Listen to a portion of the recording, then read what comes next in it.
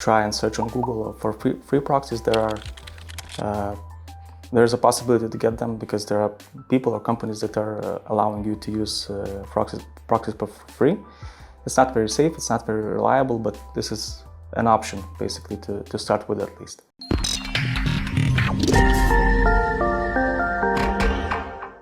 Hello everyone and welcome to the OxyCast, the show where we talk about everything web scraping related.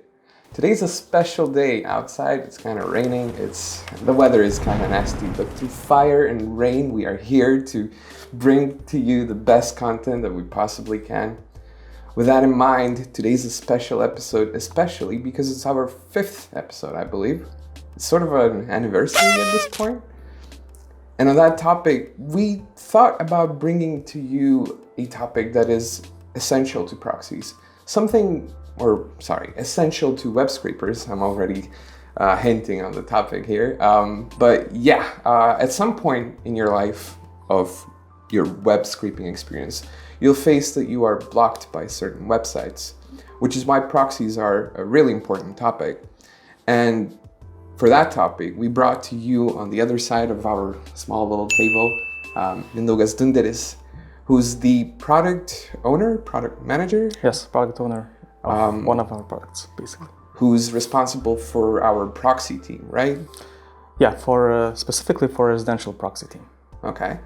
So from what I understand, you're sort of an OG here at Oxylabs. You're here since the very beginning. And before getting into the meat and bones of proxies in general, I wanted to get to know you a little bit better because I really don't know much, about the people here in Oxylabs besides, my own team.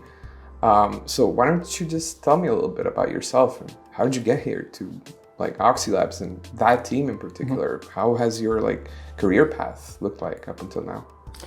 Yeah, okay, so I've been with Oxylabs for quite a while now.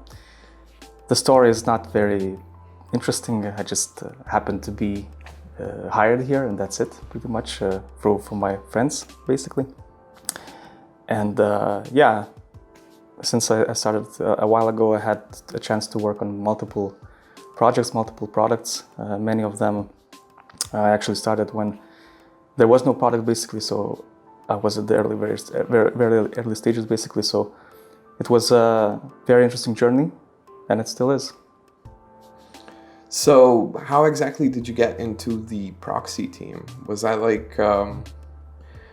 I believe we talked a little bit about this before, but you weren't always a product manager here. Yeah, exactly. I started as a data analyst, but as the company grew, there was need for people to do some product management. So I moved there. I'm not sure I was the best person at that time, but it just happened and here I am. So they picked you for this particular team as a product manager, or were you moving around teams? Moving around, basically. It's the team that I'm working at the moment is probably the third of the fourth team that down the road. So you moved into the residential proxy team when it was already established. Do you happen to know how many years that team existed for when you came in there? I moved to the team before it was established, so basically was one of the first people at the team, basically building up the product. So that's the question.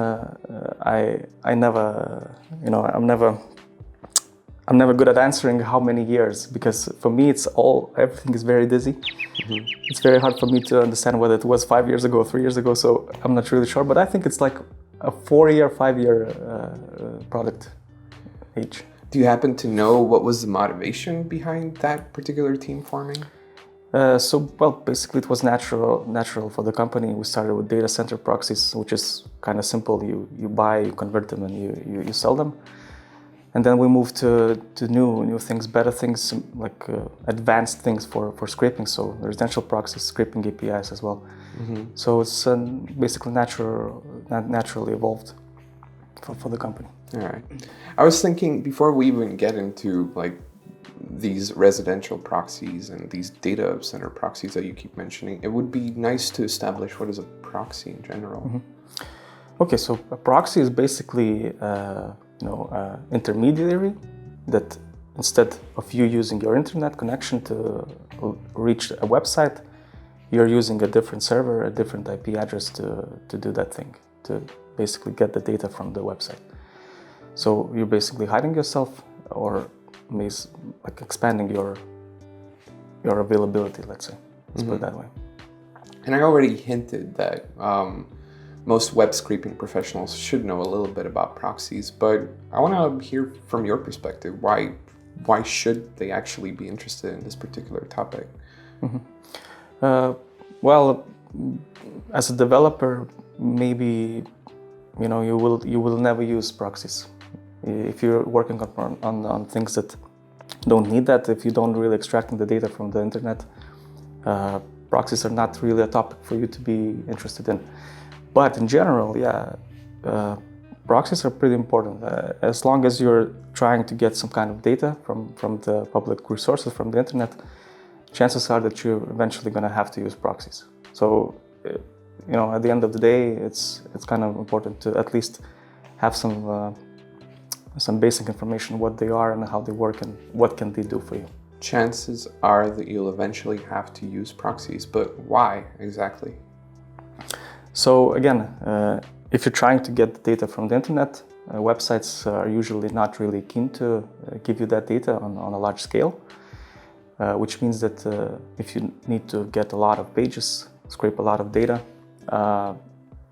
you're gonna have to use proxies, because this is the way for you to access that data. Because usually if you're doing trying to open a lot of pages from one computer, from one IP address, that website is going to tell you that no, that's not okay, that's not allowed. And this means that if you want to get a lot of pages, a lot of data from the internet, you have to have a lot of IP addresses or proxies.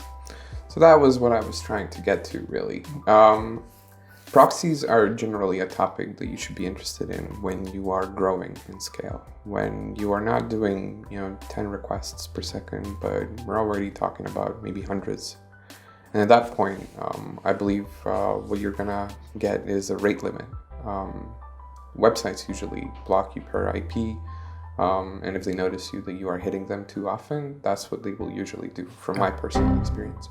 I personally, for my personal projects, because I've done a few web scrapers in the past, never faced that particular case yet. But I believe that if I were to start selling my web scraper as a product, for example, that is one of the first issues that I would get myself into. Yeah, sure. I mean, when you're at scale, basically, then when this problem comes into picture, and then that's basically when you have to think about using proxies. Okay, so it's a scale thing. My next question would be, how would I get these proxies in general as a developer?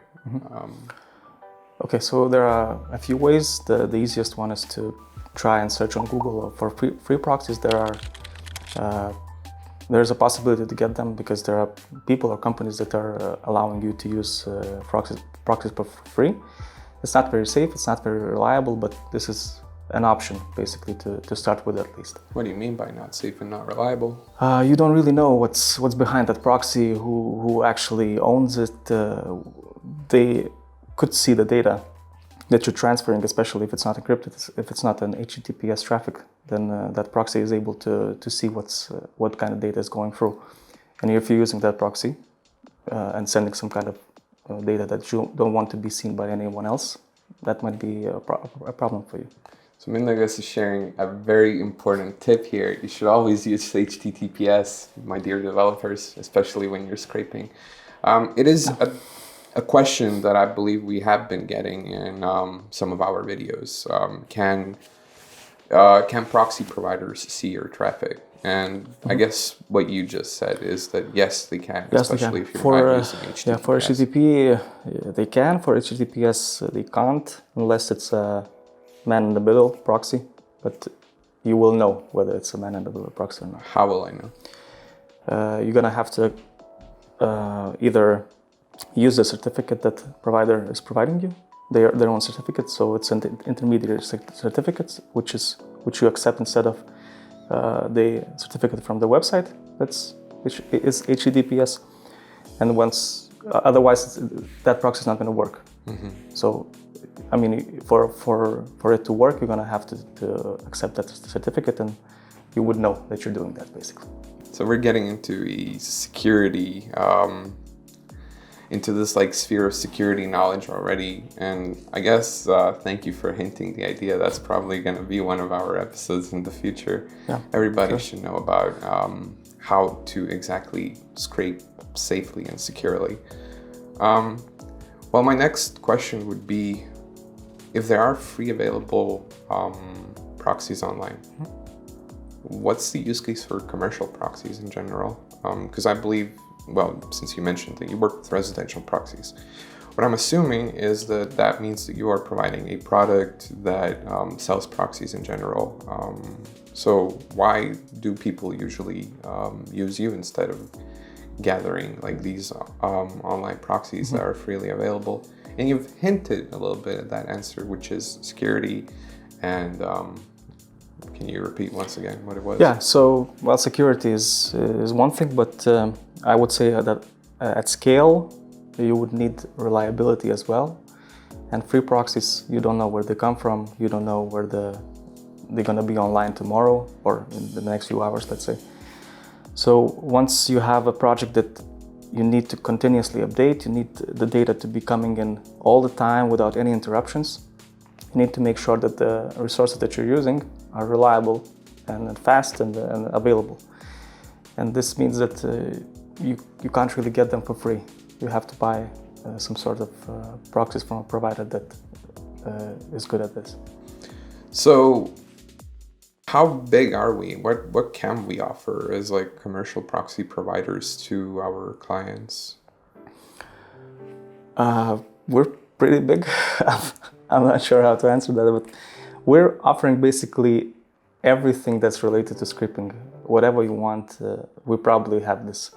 It's either proxies or scraping APIs. So we're covering a lot of ways how to scrape and how to get the data. So if you don't sure how to use proxies, for example, you can go with scraper APIs, which is an easier option for you to no, but I still want to, I guess my question is like,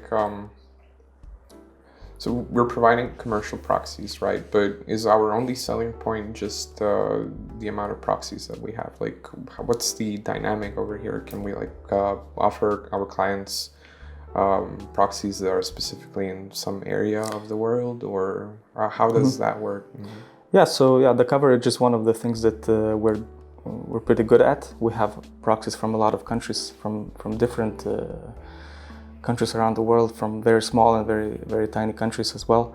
It's not necessarily we have them all the time, but yeah, you know, on theoretical level, we cover basically the whole world. So if you need proxies in any country, basically, we probably are able to provide you that. And also, we've been in this business for a while, and one of our biggest selling points, I would say, even though we don't really mention this, it's our expertise. I mean, we've seen a lot of people who are scraping websites, who are trying to gather data. We've seen a lot of projects that people were doing, and we know a lot about websites and how to scrape them, basically. I want to talk a little bit about availability. You mentioned something that we can provide you a proxy from a specific country if that proxy is available. Yeah.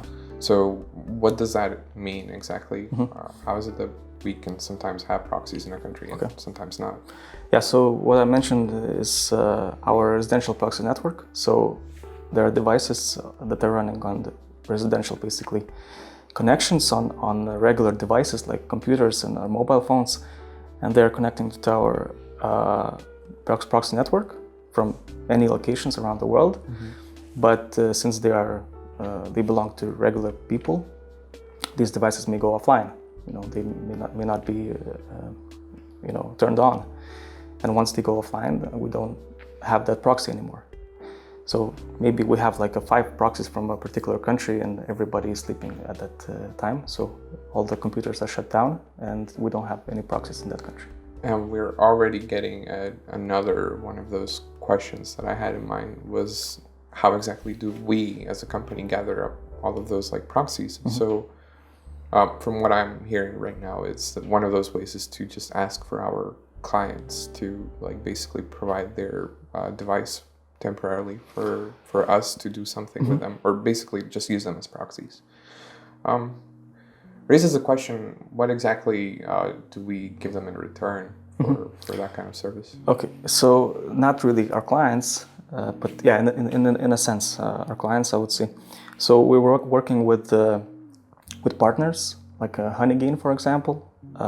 This is a company that has an app that you can install on your computer, on your mobile phone, and what it does, it basically sells your traffic. So we're using that device and that application as a proxy node. So that computer or device works as a proxy. We're sending the data, and depending on how much data we send through that device, the person that owns that device is going to get paid for that. So basically, we're buying the traffic, the internet connection from people. Residential proxies. I've heard another interesting term, Datacenter Proxies. I'm assuming that means that we also just use like regular servers that we rent as proxies. Yeah. When should we then use residential proxies as developers, and when should we use data center proxies? Okay, so this is a very broad topic, but yeah, there are basically two types of proxies that you can have. It's data center and residential. Now, how do you know whether this proxy or this IP address is either data center or residential? There's no way of telling that right away, but there are companies around the world like MaxMind IP2 Location or IP Info. And these companies, what they do, they basically map all the available IPs with some certain properties. So for example, there's an IP somewhere, like any single IP, and they assign that IP the owner, the location, and maybe the usage type. And since, for example, there's an IP that belongs to a company that's usually providing data center services, one of those companies, one of those IP mapping companies, they can assume that that IP address, since it belongs to a company that is providing data center services, this IP is very likely to be used in a data center. So now they show that in their database, their IP database, they show that this IP address is used as a data center IP. And now if we use this IP as a proxy, it can be recognized if it was an IP from a data center, which kind of means that it's used for commercial purposes. It's not probably used for, in residential networking and stuff like that. And on the other hand, an IP that belongs to a company that's providing residential connectivity, like AT&T, for example, Verizon, chances are that this IP address is used somewhere at home, at an office as an IP address, basically to provide connectivity to the internet. So you have these two types of IP addresses, and you can then use that information and determine what kind of IP you're seeing and do something about it. Yeah, so I guess what that means is that some services, I love using potatomarketplace.com. I used it in previous episodes as an example. So let's say I am a web developer for potatomarketplace.com and I am being scraped very actively. And my idea to defend myself from web scraping would be to just look at the IP addresses that are being used and use one of those IP2 location services, for example, and see if they match residential IPs or they are owned by some company. Yeah, exactly. So this is what you could do, right? Like you said, if you're seeing a lot of traffic from an IP address, you can buy that database. You can see what kind of IP address that is. Even if it's a data center IP address, you may assume that, okay, this is something suspicious. Probably it's not a real person behind that IP address, and you can block it or you can throttle it in some way. But if it's a residential IP address, according to that database, then you might think, okay, even though this person is doing a lot of requests, making a lot of, opening a lot of pages, That IP address is residential, so I can't really block it because that probably is really a person behind it and maybe trying to buy something from my website. So in general, I want to use residential proxies when I have a hunch that I'm being blocked particularly from data center IPs. Yeah, that's one of the reasons why. Why would you need to use residential proxies if you're not able to get the data from the website using data center proxies? So if you've ever been to the Oxylabs website, you'd find that we pride ourselves in being the front runner of innovations. How exactly are we innovating in the proxy sphere of things then? Mm-hmm. So every time we come up with a new feature that we think it's unique and it actually helps our product and helps our customers, we try to patent that feature. So we have around, I think, 20 patents at the moment in the United States alone. And some of them are, for example, for proxy network, residential proxy network, we have a proprietary solution how to determine whether proxy or the device that's running that proxy is fast enough, is responsible enough to be used as a proxy by our clients. Otherwise, it will do more harm than real good. We also have a patent for scraper APIs where we manage the proxy network internally within the scraper API. So we always make sure that the proxy that we're using is fresh, is new, it works. If it doesn't work, we then try to change some qualities around it and try to make it work again. Fresh as in we haven't really seen that particular proxy in our proxy pool. I assume we have something for like example, that? Yeah. Mm-hmm. Okay. Anything else that comes to mind? No. Well, no problem. In that case, Mindaugas, I'd like you to look at that camera. How do you feel about the future of proxies, and how do you think that the path of being a proxy manager, where will it take us in general? Wow, I'm not ready for this question. I'm not sure. I think that definitely this market is going to keep on growing. It's been growing like crazy in the last few years. I mean, when I joined this company, there were only a few probably proxy providers on the market. All of them looked super shady, super suspicious. And now it's a different market. We have real brands that are well known to a certain extent. Obviously, it's a proxy market at the end of the day. But I think it's gonna grow basically. Still gonna grow. Well, in that case, everyone, thank you for coming to the OxyCast. I'd like to say a very big thank you for staying with us here and just hearing us out. And I hope that you learned something new. As always, I'd like to remind you of our special little phrase. I don't think that Mindaugas has heard of it yet. Scrape responsibly, guys, and play safely.